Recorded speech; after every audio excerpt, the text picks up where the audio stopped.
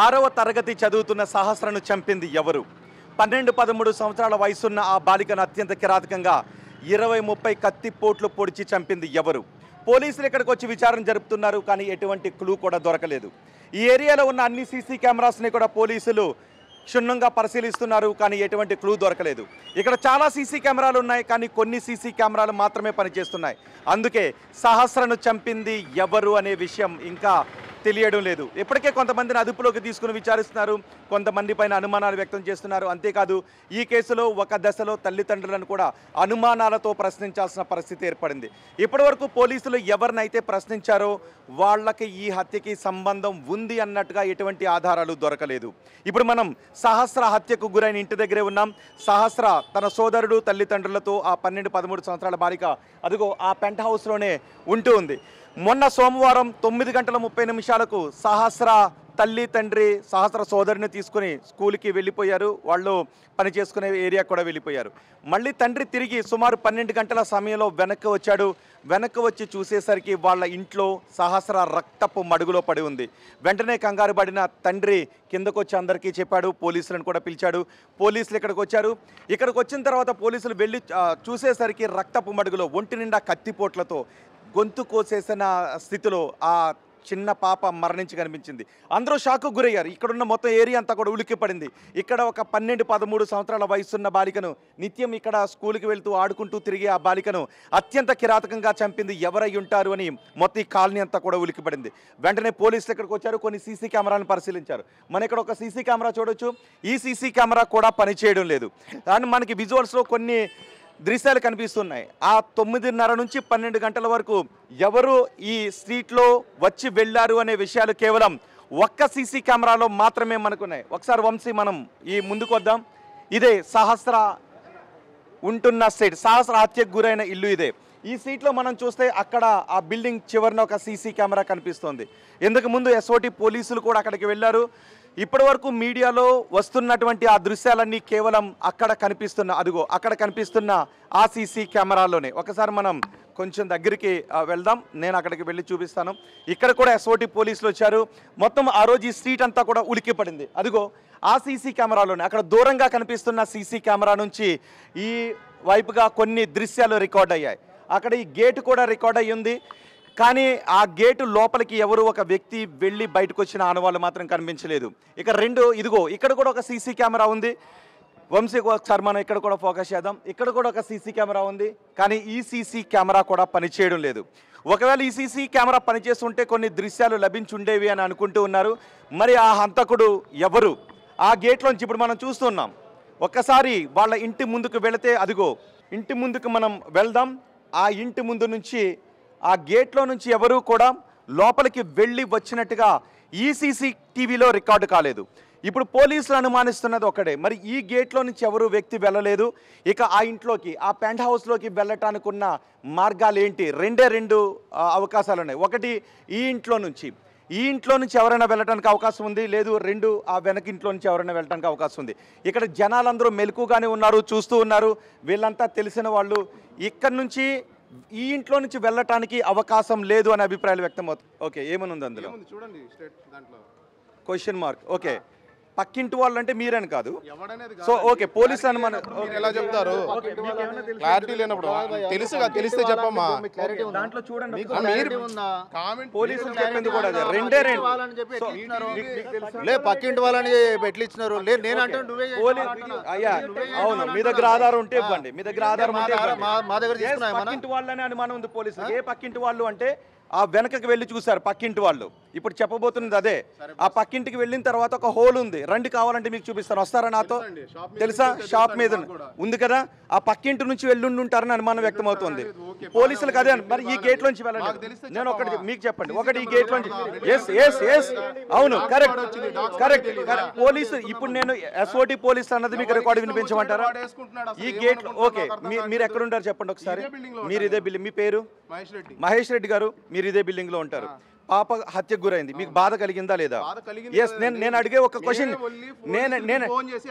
నేను అడిగే ఒక క్వశ్చన్కి ఆన్సర్ చెప్పండి మహేష్ రెడ్డి గారు. ఆ గేట్లో నుంచి ఎవరు వెళ్ళినట్టుగా ఆ సీసీటీవీలో రికార్డ్ కాలేదు. మీరు చూశారు కదా, వెళ్ళలేదు. ఇంకెటు నుంచి వెళ్ళడానికి అవకాశం ఉందని మీరు అనుకుంటున్నారు? మీరు చెప్పండి. మీరు చెప్పండి లేండి. ఎక్కడి నుంచి అంటే ఏదైనా ప్లేస్లో చుట్టూ ఉన్న అవకాశంలో నుంచి వెళ్ళడానికి అవకాశం ఉంటుంది. ఎక్కడో ఒక చోట నుంచి పోలీసులు ఏం చేశారు, బ్యాక్ సైడ్ నుంచి వెళ్ళారు. అక్కడ ఒక గ్రిల్ ఓపెన్గా ఉంది, దానిలోంచి అంటే పక్కింట్లో నుంచి దూకడానికి అవకాశం ఉంటుందని మనలో వ్యక్తం చేశారు. ఒకటి గేట్లోంచి వెళ్ళాలి, లేదు ఏదైనా ఒక ఫ్లోర్ నుంచి దూకి వెళ్ళాలి, అంతేనా కాదా? మీరు చెప్పండి ఒకసారి. చూస్తున్నారు కదా, పోలీసులు చూస్తున్నారు కదా, పోలీసులు చూస్తుంటుంటారు, మీడియా ద్వారా కూడా. ఎస్, అదే చెప్తుంటా. ఇప్పుడు గేట్ లోంచి వెళ్ళలేదు సార్, మహేష్ రెడ్డి గారు గేట్ లోంచి వెళ్ళలేదు. మరి ఆ పెంట్ హౌస్ లోకి ఇంక వెళ్ళటానికి మీరు ఏ దారి ఉందని అనుకుంటున్నారు? ఒక్క మాట మీరు చెప్పండి లేండి, మీకు తెలిసిందే కదా. స్థానికులు కాబట్టి మీరు ఒక్క మాట చెప్పండి. గేట్ లోంచి వెళ్ళలేదు, ఇంకెక్కడి నుంచి వెళ్ళడానికి అవకాశం? చెప్పండి. ఆ ఇంట్లో వాళ్ళని మీరు ఏమన్నా అనుకుంటున్నారా? అనుమానం ఉందా? ఆ ఇంట్లో వాళ్ళని ఏమన్నా వాళ్ళు చేశారనే దానికి మాకేమైనా తెలుస్తుందా? గేట్ లోంచి వెళ్ళలేదు, ఒకటే గేట్ ఉంది. ఒకటే గేట్ ఉందండి. ఒక నిమిషం అండి. ఒకటే గేట్ ఉంది. మీరు కాదు. ఇప్పుడు అక్కడ ఉన్న దొంగ ఓకే, మీరు కాదు. డాగ్ స్క్వాడ్ ఆగండి. డాగ్ స్క్వాడ్ వచ్చిందా? సో ఎవడైనా అనుమానితుడు ఉంటే ఆ స్మెల్తో అది వెళ్తుందా? వెళ్ళిందా? వెళ్ళలేదా? ఎక్కడికి వెళ్ళింది? వాళ్ళ ఇళ్లలోకి వెళ్ళిందా? చెప్పండి, వెళ్ళిందో లేదో మీరే చెప్పండి. మీరు ఉన్నారు కదా. ఎస్ఓటి పోలీసులు ఏం చెప్పారు అంటే, మాట్లాడండి మీరు. ఎస్ఓటి పోలీసులు ఏం చెప్పారు అంటే, ఒకటి గేట్ లోంచి వెళ్ళాలి, లేదు రెండు సోర్సెస్ ఉన్నాయి. ఒకటి ఈ బిల్డింగ్ లో నుంచి, ఒకటి పక్కింటి బిల్డింగ్ లో నుంచి, వెనుకున్నటువంటి బిల్డింగ్ లో నుంచి. సో ఈ బిల్డింగ్ నుంచి వెళ్ళడానికి అవకాశం లేదు. ఎందుకంటే ఇక్కడ మీరు అందరూ ఉన్నారు, మెలకుగానే ఉంటారు కాబట్టి. ఇక్కడ నుంచి వాచ్మెన్ ఉంటాడు కాబట్టి మీరు కాదు. ఇక పక్కింటి బిల్డింగ్ లో నుంచి వెళ్ళడానికి అవకాశం ఉందా? వెళ్ళి చూసాం.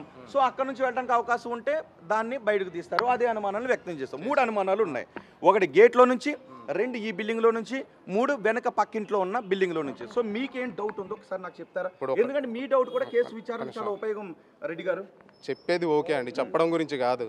ఇప్పుడు ఆ బిల్డింగ్ ఓనర్ రెండో కొడుకు అంటున్నాడు, ఆయనకి రెండో కొడుకు ఆడున్నాడో మాకు తెలియదు. నేను ఒక విషయం చెప్తా. మొన్న ఒక చంటి పాపని పిన్ని గొంతు కోసి చంపేసింది, తెలుసా? పిన్ని. నో నేను అనేది అది కాదు. పిన్ని, సొంత పిన్ని, సొంత జగిత్యాలలో సొంత పిన్ని. మీరు అనుకుని ఉంటారా? మీరు నేను చెప్తున్నా, మీడియాను పోలీసులు మీకు కూడా ఎన్నో అనుమానాలు వ్యక్తం చేసిన తర్వాత అసలు దొంగ ఎవరో బయటకు వస్తారు. ఎవరైనా అనుకుంటారు ఇంకొక చోట ప్రియుడు పైన మోజుతో 2 బిడ్డల్ని కన్న తల్లి బకెట్లో తలలు ముంచి చంపేసింది. మీరు చూసారా? తల్లి అని మొదట ఎవరైనా అంటే మీరు ఊరుకుంటారా? ఎవరైనా వచ్చి అంటారు మీడియా వాళ్ళకి పనేం లేదా, తల్లి అని ఎలాగంటారని అడుగుతారు. కానీ కొన్ని అనుమానాలు వ్యక్తం చేసి ఒక్కొక్కటి బయటకు లాగితే కన్న తల్లి ప్రియుడి పైన మోజుతో కన్న బిడ్డను చంపేసింది అనే విషయం బయటకు వచ్చింది. తోటి కోడల మీద కోపంతో తోటి కోడల బిడ్డని, చిన్న బిడ్డని, 6 ఏళ్ల బిడ్డని గొంతు కోసి చంపేసిందనే విషయం బయటకు వచ్చింది. అందుకే చెప్తున్నాను, నేను ఒకటి చెప్తాను, మీకేమైనా డౌట్ ఉంటే చెప్పండి. పోలీసులు ఇక్కడున్న ఆధారాలు 3 ఒకటి గేట్లో నుంచి సార్, ఒకటి గేట్లో నుంచి, 2 ఈ బిల్డింగ్ పైనుంచి, లేదు ఆ పక్కింటి బిల్డింగ్ పైనుంచి. మీరందరూ ఇక్కడే ఉన్నారు కాబట్టి మీరు కాదు. సో పక్కింటి బిల్డింగ్ మీరు నాకు కూడా వస్తే ఒకసారి వెళదాం. మీకేమన్నా అనుమానం ఉంటే కూడా మనం చూద్దాం. మాకు తెలుసు, గత 8 సంవత్సరాలుగా ఇక్కడే ఉన్నాం మేము. పాప హత్య గురించి మీరు ఏమనుకుంటున్నారు చెప్పండి నాకు. మోటివ్ మీరు చెప్పండి. అయితే ఆ మోటివే తెలియడం లేదు, అదే కదా అర్థం కావట్లేదు. విచారించి కొన్ని అనుమానాలు మీరు రోజు వస్తున్నారు, రోజుకు ఒక పాయింట్ మీ ఇష్టం వచ్చింది రైజ్ చేస్తున్నారు తప్ప మీరు ఒక క్లారిటీ ఏది లేదు. ఆ కెమెరా వినండి, ఆ కెమెరా ప్రకారం మా బిల్డింగ్ లో కొత్త వ్యక్తులు ఎవరు రాలేదు. రాకపోయినా ప్రతిసారి వచ్చి చూపించడం గంజాయి బ్యాచ్ అని ఎట్టంటారు? ఎవరన్నారు గంజాయి బ్యాచ్ అని? ఒకవేళ గంజాయి బ్యాచ్ స్క్రోల్ చేస్తున్నారు చూడండి ఛానల్. గంజాయి బ్యాచ్ అంటే ఖండిద్దాం, గంజాయి బ్యాచ్ అంటే ఖండిద్దాం, నేను కూడా ఖండిస్తా. గంజాయి బ్యాచ్ అంటే ఖండిద్దాం, అది కాదు. కానీ కొన్ని అనుమానాలు ఉంటాయి. గేట్లోంచి వెళ్ళలేని హంతకుడు ఇంకెలా ఎల్లుండుంటాడో జస్ట్ మీరు చెప్పండి రెడ్డి గారు, ప్లీజ్. మీరు చెప్పండి అండి. అంటే ఏదో ఒక ఇప్పుడు క్లూస్ టీమ్ చెప్పలేంది మేము చెప్తామా? చెప్పండి. చాలా సందర్భాల్లో మీడియా ఇచ్చినటువంటి క్లూస్ టీమ్ చెప్పలేంది మేము చెప్పగలమా? గండికోటలో హత్య జరిగింది, తెలుసు కదా? మీరు ఇచ్చిన ఆధారం వల్లే జరిగింది. పోలీసులకు ఫోన్ చేసింది మేమే, అంబులెన్స్ కి ఫోన్ చేసింది మేమే. రెడ్డి గారు నిజాన్ని మీరిచ్చేదే, రెడ్డి గారు మీరిచ్చేదే. పక్కన ఉన్న వాళ్ళు మాట్లాడొచ్చు, ఎవరికి తెలిసింది ఎవరైనా మాట్లాడచ్చు. మీకు తెలిసింది ఎవరైనా మాట్లాడారు. ఇప్పుడు మీరు దేని గురించి ఏం అడగాలనుకుంటున్నారు? జరిగింది అయితే అందరికీ తెలుసు కదా, ఏం జరిగింది అనుకుంటున్నారు? ఇప్పుడు పోలీసులు వచ్చినా మీడియా వచ్చినా మీకు ఎవరిపైన అనుమానాలు ఉన్నాయా అని అడిగినప్పుడు కొంతమంది అప్పుడు చెప్పకుండాను ఇంకొకప్పుడు చెప్పో కొన్ని క్లూస్ ఇస్తారు. ఆ క్లూస్ ఆధారంగా, ఒక్క నిమిషం, మీ పేరు? ప్రభాకర్ గారు. ఆ క్లూస్ ఆధారంగా చాలా కేసులు బయటకు వస్తాయి. ఇక్కడ హంతకుడు 10 ఏళ్ల బాలికను నిర్దాక్షిణ్యంగా చంపేశాడు, గేట్లోంచి వెళ్ళలేదు.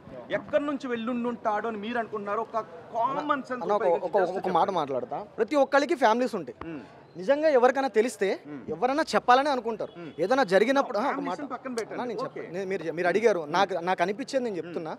ఏదైనా జరిగితే ప్రతి ఒక్కళ్ళు కూడా వీడు ఇది చేశాడని చెప్పాలని ప్రతి ఒక్కళ్ళు అనుకుంటారు. ఇప్పుడు జరిగిన విషయం అని ఎంత దారుణమైన విషయం అంటే 2 రోజుల నుంచి అసలు నాకు తెలిసినప్పటి నుంచి అయితే నేను 2 రోజుల నుంచి నాకు నిద్ర కూడా పట్టట్లా. ఎందుకంటే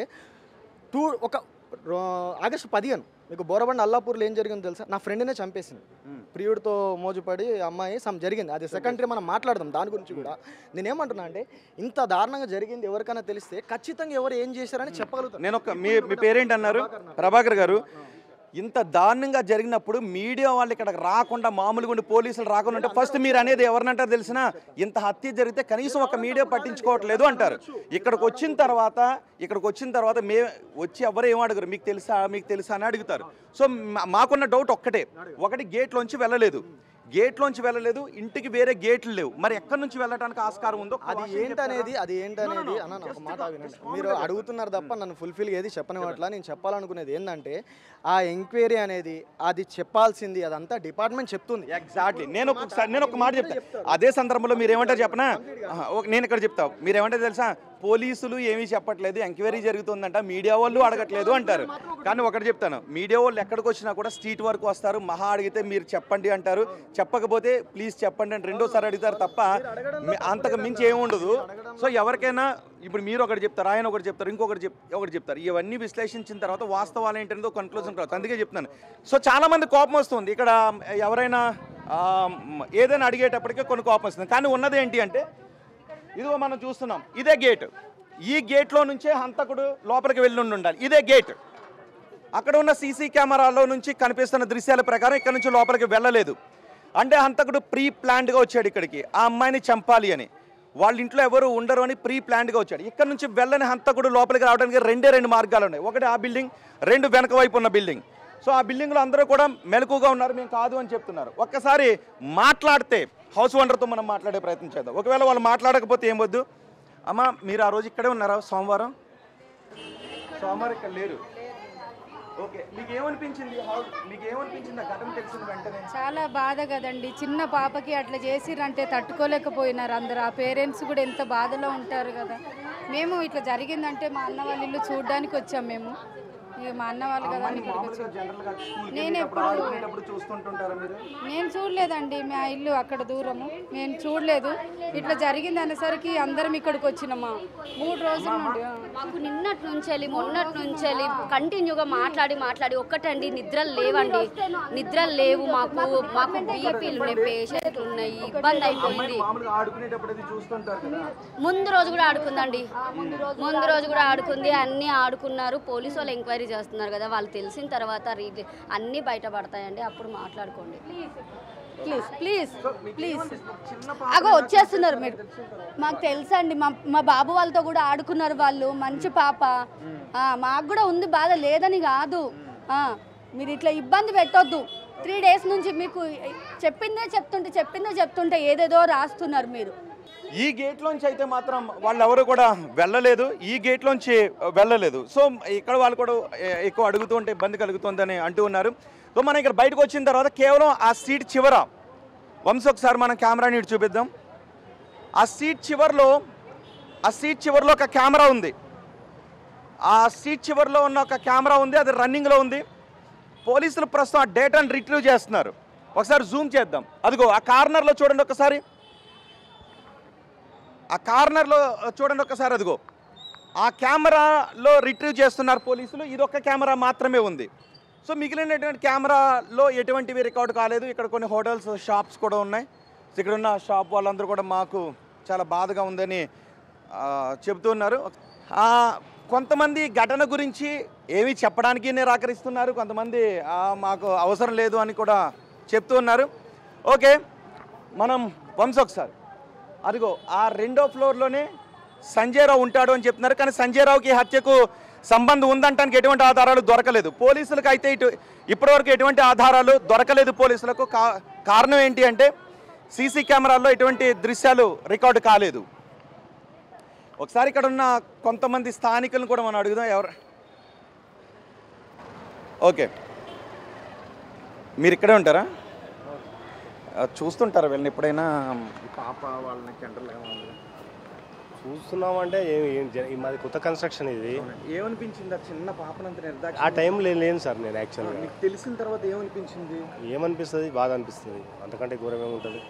20 కత్తిపోట్లు అది అదే చాలా దారుణం. పట్టుకోవాలి వాళ్ళు, పోలీసు వాళ్ళు పట్టుకోవాలి, ఇక తప్పదు అది. సో ఇక్కడ ఉన్న వాళ్ళు చెప్తూ ఉన్నారు ఎటువంటి ఆధారాలు దొరకలేదు, కానీ ఆ పాప చాలా మంచిది, మేము ఆడుకుంటూ ఉంటుంది, ఆ పాప చూస్తూ ఉంటామని. ఇక్కడ ఉన్న కిరాణా షాప్ దగ్గరికి వెళ్ళి అడుగుదాం ఒకసారి. ఇక్కడ బేరం ఉన్నట్టుంది. మీరు ఆ పాపని ఎప్పుడైనా చూస్తుంటారండి? వస్తుంటుందా? ఓకే. అంటే జనరల్గా కొంతమంది చెప్తూ ఉన్నారు, కొంతమంది చెప్పట్లేదు. సో చెప్పట్లేనప్పుడు కొన్ని అనుమానాలు మళ్ళీ వ్యక్తం అవుతూ ఉన్నాయి. జనరల్గా ఇది విషయం అని అన్నప్పుడు కొంతమంది చెప్పకపోయేటప్పటికి ఎందుకు చెప్పడం లేదు అనే అనుమానాలు కూడా వ్యక్తమవుతున్నాయి. అందుకే అక్కడ కొంత ఆర్గ్యుమెంట్ కూడా జరిగింది. ఇది పక్కిళ్ళు ఒక్కసారి ఆ పెంట్ హౌస్కి వెళ్ళి చూద్దాం వంశీ. మనం ఆ పెంట్ హౌస్ పైకి వెళ్ళి చూద్దాం, ఎందుకంటే ఛాన్సెస్ ఏవి ఉన్నాయి. పైకి వెళ్ళి చేయటానికి, హత్య చేయటానికి అవకాశాలు ఎక్కడి నుంచి ఉన్నాయనేది. సో మనం పక్కింటి నుంచి పైకి వెళ్తున్నాం.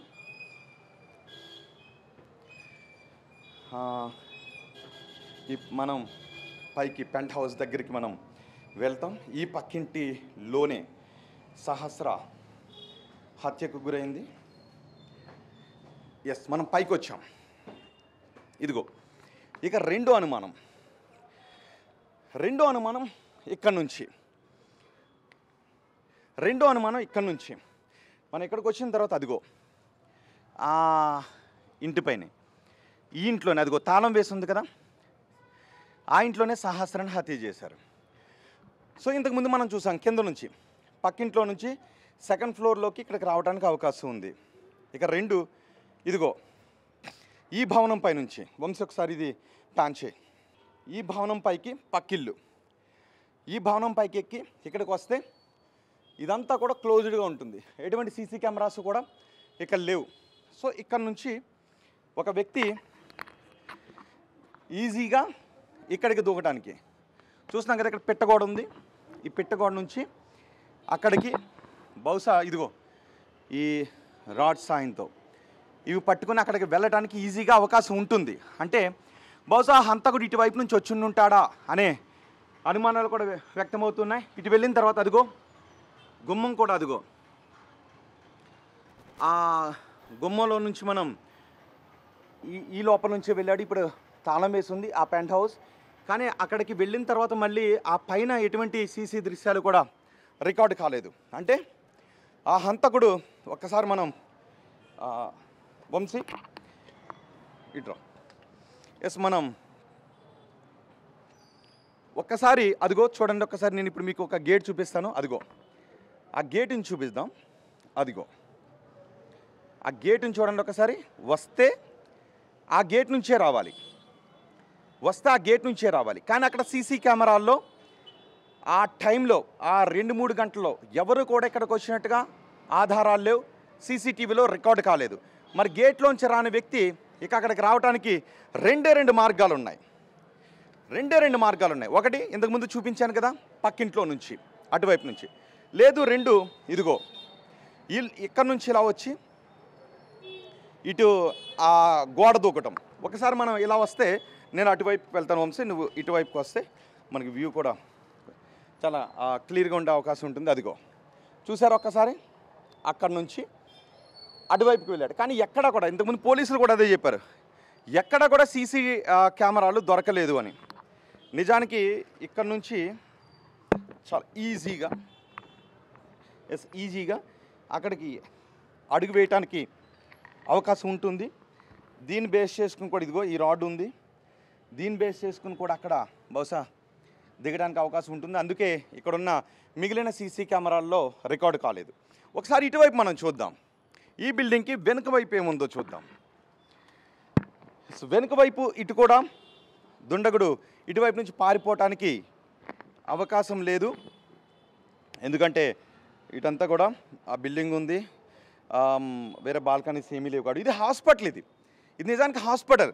ఈ హాస్పిటల్లో కూడా సీసీటీవీలో కూడా ఏమీ రికార్డు కాలేదు. ఈ హాస్పిటల్లో ఉన్నటువంటి సీసీటీవీలో కూడా ఏమీ రికార్డు కాలేదు. మరి ఇప్పుడు ఆ హంతకుడు ఎక్కడి నుంచి వచ్చాడు? ఆ 12-13 సంవత్సరాల బాలిక సహస్రను కిరాతకంగా చంపిన హంతకుడు ఎలా వచ్చాడు? గేట్లోంచి రాలేదు. వచ్చుండుంటే ఇటు నుంచి వచ్చి ఉండాలి, లేదంటే ఆ బిల్డింగ్ 2nd ఫ్లోర్లో నుంచి వచ్చి ఉండాలి. చంపిన తర్వాత ఆ 2-3 గంటల్లోనే మళ్ళీ ఒకవేళ బయటికి వెళ్ళిపోయినా గేట్లోంచి వెళ్ళాలి, కానీ గేట్లోంచి వెళ్ళలేదు. 2 అటువైపుకు దూకి వెళ్ళాలి, అటువైపు వెళ్ళలేదు. 3 ఇటువైపు నుంచి వెళ్ళాలి, మరి ఇటువైపు నుంచి వెళ్ళాడా? లేదు, ఈ బిల్డింగ్లో ఉన్న ఇంకెవరికైనా, ఇక్కడ అడ్డుకుంటున్నటువంటి వాళ్ళు ఇంకెవరికైనా ఏదైనా సంబంధం ఉందా? మరి ఇప్పుడు పోలీసులు ఏం తేల్చబోతూ ఉన్నారు? ఆ బాలికను, ఆ 12-13 సంవత్సరాల బాలికను అంత కిరాతకంగా చంపిన వ్యక్తి ఎవరని తేల్చబోతున్నారు. ఇప్పటికే కొంతమంది అనుమానితులను అదుపులోకి తీసుకుని ప్రశ్నిస్తున్నారు. వాళ్ళ దగ్గర నుంచి ఎటువంటి ఆధారాలు కూడా పోలీసులు రాబట్టలేకపోయారు. తల్లిదండ్రులు కూడా చెప్తూ ఉన్నారు, మాకు ఎవరిపైన విభేదాలు లేవు, కక్షలు కార్పణ్యాలు లేవు, మాకు శత్రువులు ఎవరూ లేరు అని పోలీసులకు తల్లిదండ్రులు కూడా చెప్తూ ఉన్నారు. మరి ఆ 12-13 సంవత్సరాల బాలికను అంత కిరాతకంగా చంపిన ఆ వ్యక్తులు ఎవరు? ఎటువంటి కోపంతో ఆ బాలికను అంత దారుణంగా చంపాల్సిన అవసరం ఉంటుంది? పోలీసులు విచారిస్తున్నారు, అన్ని కోణాల్లోనూ పోలీసులు విచారిస్తున్నారు. మొత్తం అనుమానితులు ఎవరెవరు ఉన్నారో వాళ్ళందరినీ విచారిస్తున్నారు. దూరంగా ఉన్న సీసీ కెమెరాలను కూడా విచారిస్తున్నారు. సెల్ ఫోన్ టవర్స్ని కూడా ట్రేస్ చేస్తున్నారు. ఏ అనుమానాన్ని, ఏ కోణాన్ని కూడా పోలీసులు వదలడం లేదు. అన్ని కోణాల్లోనూ పోలీసులు విచారిస్తున్నా ఈ ఆధారం దొరకకపోవడానికి ఆ నిందితుడు అంతా ప్రీ ప్లాన్డ్గా వచ్చాడనే అనుమానాలు కూడా వ్యక్తమవుతున్నాయి. ఇదిగో హాస్పిటల్, ఈ హాస్పిటల్లో కూడా ఇదిగో సీసీ కెమెరాలు ఉన్నాయి. ఒకవేళ ఆ దొండగుడు ఇటువైపు నుంచి వచ్చి ఉంటే ఈ సీసీ కెమెరాల్లోనైనా రికార్డ్ అయ్యి ఉండాలి, కానీ ఇక్కడ కూడా రికార్డు కాలేదు. అంటే ఏ కెమెరాల్లోనూ రికార్డు కాలేదు. ఆ పక్కనే ఒక స్కూల్ కూడా ఉంది. ఆ స్కూల్లో ఉన్న సీసీ కెమెరాల్లో కూడా అనుమానాస్పద వ్యక్తుల కదలికలేవి కూడా దొరికిన ఆనవాళ్ళు లభించలేదు. మరి ఇప్పుడు పోలీసులు ఏం తేల్చబోతున్నారు? సహస్రను అంత కిరాతకంగా చంపిన ఆ దుండగుడు ఎవరు? ఏ కోపంతో, ఎవరిపైన పగతో సహస్రను అంత కిరాతకంగా చంపాడు? సీసీ కెమెరాలో కూడా దొరకకుండా రావటానికి ఎటువంటి రెక్కి వేశారు? నిజానికి సీసీ కెమెరాకి దొరకకుండా ఇంట్లోకి వెళ్ళాలి అనే ఒక ప్లాన్ ఎవరు చేయగలుగుతారు?